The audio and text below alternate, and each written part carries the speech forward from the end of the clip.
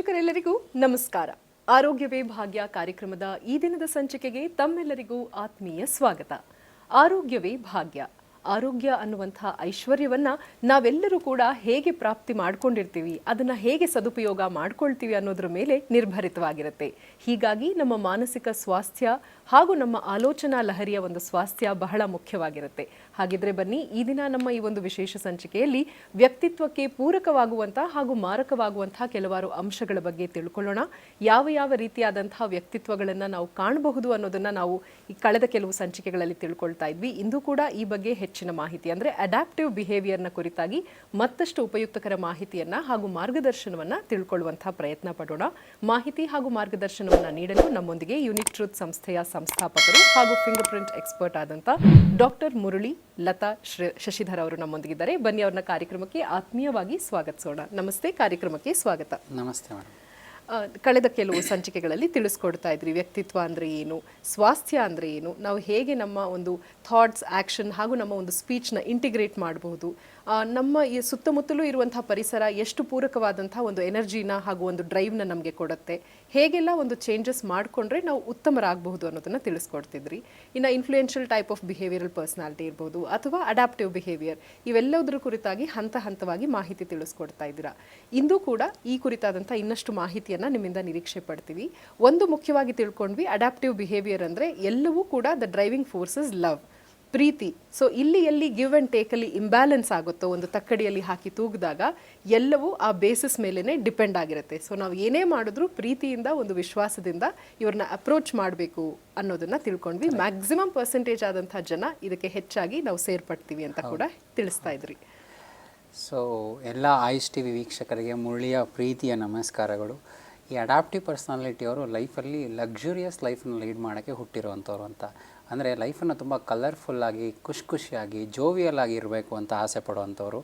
ಆದರೆ ಇವರ ಚಿಕ್ಕ ವಯಸ್ಸಿನಲ್ಲಿ ಸಿಗುವಂಥ ಎಜುಕೇಷನ್ ಆಧಾರಿತವಾಗಿ ಅವರು ಬೇಜಾರಲ್ಲಿ ನೋವಲ್ಲಿ ಕಳೆಯುವಂಥದ್ದು ಆಗೋಗ್ಬಿಟ್ಟಿದೆ. ಸೊ ಈ ಅಡಾಪ್ಟಿವ್ ಪರ್ಸ್ನಾಲಿಟಿಯವರು ಡೆವಲಪ್ಮೆಂಟ್ ಮಾಡ್ಕೊಳ್ಬೇಕಾಗಿರುವಂಥ ಕೆಲವು ಏರಿಯಾಸ್ಗಳನ್ನು ನಾನು ಹೇಳ್ತೀವಿ. ಅಂದರೆ ಅದು ಆ ಥರನೇ ಬಂದೋಗ್ಬಿಟ್ಟಿರುತ್ತೆ, ಅಂದರೆ ಇನ್ಹೆರಿಟೆಂಟ್ ನೇಚರ್ ಆಗೋಗ್ಬಿಟ್ಟಿರುತ್ತೆ. ಈ ಅಡಾಪ್ಟಿವ್ ಪರ್ಸ್ನಾಲಿಟಿಯವರು ಪ್ರೊಕ್ರಾಸ್ಟಿನೇಟ್ ಮಾಡುವಂಥ ನೇಚರ್ ಜಾಸ್ತಿ ಇರುತ್ತೆ. ಅಂದರೆ ಕೆಲಸಗಳನ್ನು ಮುಂದೂಡ್ತಾನೆ ಇರ್ತಾರೆ. ಅದಕ್ಕೆ ಕಾರಣ ಏನು ಅಂತ ಗೊತ್ತಿಲ್ಲ.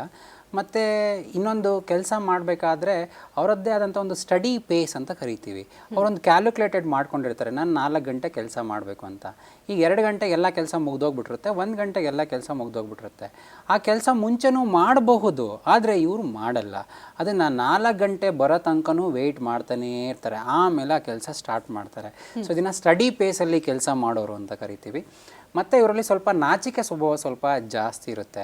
ಹೊಸ ಜನಗಳ ಜೊತೆ ಬೆರೆಯೋದಂಥದ್ದಾಗಿರ್ಬೋದು, ಮಾತಾಡೋವಂಥದ್ದಾಗಿರ್ಬೋದು ತುಂಬ ಕಡಿಮೆ ಇರುತ್ತೆ.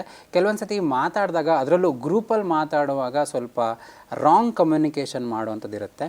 ಇವರು ಜನಗಳನ್ನು ತುಂಬ ಬೆರೆತು ವಿಚಾರ ಸರಿ ಮಾಡ್ಕೊಳ್ಬೇಕಾಗಿರುವಂಥ ವಿಷಯ. ಅಂದರೆ ಇವರಲ್ಲಿರುವಂಥ ಕೆಲವೊಂದು ಮೈಂಡ್ಸೆಟ್ಗಳನ್ನು ಚೇಂಜ್ ಮಾಡ್ಕೊಳ್ಬೇಕು. ಈ ಅಡಾಪ್ಟಿವ್ ಪರ್ಸ್ನಾಲಿಟಿ ಅವ್ರಿಗೇ ಸ್ವಲ್ಪ ಜಾಸ್ತಿ ಇನ್ಫೀರಿಯಾರಿಟಿ ಕಾಂಪ್ಲೆಕ್ಸ್ ಇರುತ್ತೆ ಅಂತ ಹೇಳ್ಬೋದು. ಜೊತೆಯಲ್ಲಿ ಜನರು ಇವ್ರನ್ನ ಬೇಗ ಮಿಸ್ಯೂಸ್ ಮಾಡ್ಕೊಂಡ್ಬಿಡ್ಬೋದು.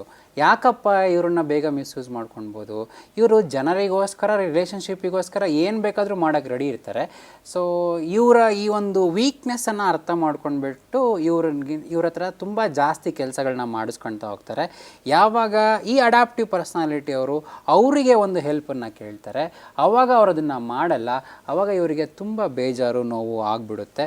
ಆವಾಗ ಏನಾಗ್ಬಿಡುತ್ತೆ, ತುಂಬ ಮನಸ್ಸಿಗೆ ನೋವು ಮಾಡ್ಕೊಳೋವಂಥದ್ದು. ದೇ ಗೆಟ್ ಹರ್ಟ್ ಈಸಿಲಿ ಅಂತ ಹೇಳ್ಬಿಡ್ತೀವಿ.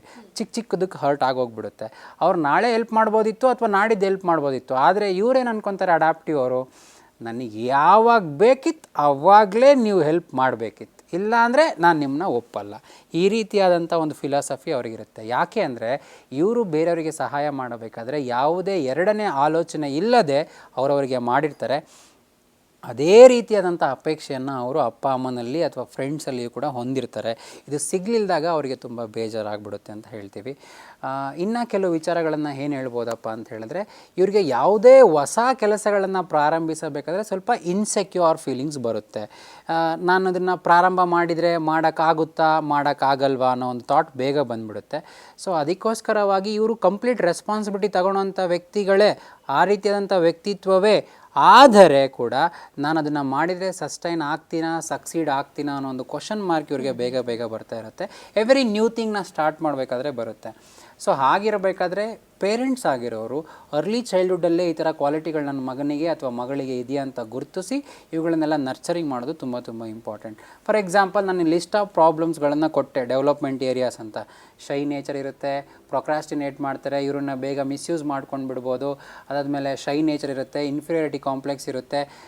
ಈ ಥರ ವಿಚಾರಗಳನ್ನ ನಾನು ಹೇಳಿದ್ದೀನಿ. But how to work out it's a very crucial input ಅಂತ ನಾನು ಹೇಳ್ಬೋದು.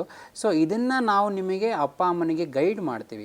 ಹೆಜ್ಜೆ ಹೆಜ್ಜೆಗೂ ನಿಮ್ಮ ಮಕ್ಕಳು ನಿಮಗೆ ಸಪೋರ್ಟನ್ನು ಎಕ್ಸ್ಪೆಕ್ಟ್ ಮಾಡ್ತಿರ್ತಾರೆ. ನಿಮ್ಮ ಮಕ್ಕಳು ಅಂದರೆ ಯಾರು? ನಿಮ್ಮ ಮಗು ಅಡ್ಯಾಪ್ಟಿವ್ ಆಗಿದ್ದರೆ ನಿಮ್ಮ ಸಪೋರ್ಟನ್ನು ಎಕ್ಸ್ಪೆಕ್ಟ್ ಮಾಡ್ತಿರ್ತಾರೆ. ಇಲ್ಲ ಅಂದರೆ ಆ ಮಗು ಸಪೋರ್ಟನ್ನು ಎಕ್ಸ್ಪೆಕ್ಟ್ ಮಾಡ್ತಿರಲ್ಲ.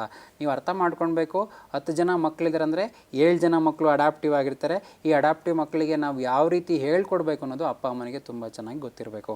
ಲಾಸ್ಟ್ ಎಪಿಸೋಡಲ್ಲಿ ತಿಳ್ಕೊಂಡ್ರಿ, ಈ ಅಡ್ಯಾಪ್ಟಿವ್ ಪರ್ಸ್ನಾಲಿಟಿಗೆ ಡ್ರೈವಿಂಗ್ ಫೋರ್ಸೇ ಲವ್ ಮತ್ತು ರಿಲೇಷನ್ಶಿಪ್ ಅಂತ ಇರಬೇಕಾದ್ರೆ ಆ ರಿಲೇಷನ್ಶಿಪ್ಗಳಲ್ಲಿ ಸ್ವಲ್ಪ ಅಪನಂಬಿಕೆ ಕಾಣಿಸ್ತಾ ಇದೆ ಅಂದರೆ ಅಪ್ಪ ಅಮ್ಮ ಮಗುನ ಟ್ರಸ್ಟ್ ಮಾಡ್ತಿಲ್ಲ ಅನ್ನೋ ಒಂದು ಭಾವನೆ ಅವ್ರಿಗೆ ಬಂದುಬಿಡ್ತಂದರೆ ಮಕ್ಕಳು ಯಾವುದೇ ರೀತಿಯಾದಂಥ ಇನ್ಪುಟ್ಸ್ಗಳನ್ನು ಅಪ್ಪ ಅಮ್ಮನಿಂದ ಸ್ವೀಕರಿಸೋಕ್ಕೆ ರೆಡಿ ಇರಲ್ಲ. ಮಕ್ಕಳು ಅಂದರೆ ಅವರ ಬ್ರೈನ್ ಅಂತ. ಅಡ್ಯಾಪ್ಟಿವ್ ಬ್ರೈನ್ ಅಪ್ಪ ಅಮ್ಮನ ಯಾವುದೇ ಇನ್ಪುಟ್ಸ್ಗಳನ್ನ ತೊಗೊಳಕ್ಕೆ ರೆಡಿ ಇಲ್ಲ ಅಂತ ಹೇಳ್ಬಿಡ್ಬೋದು.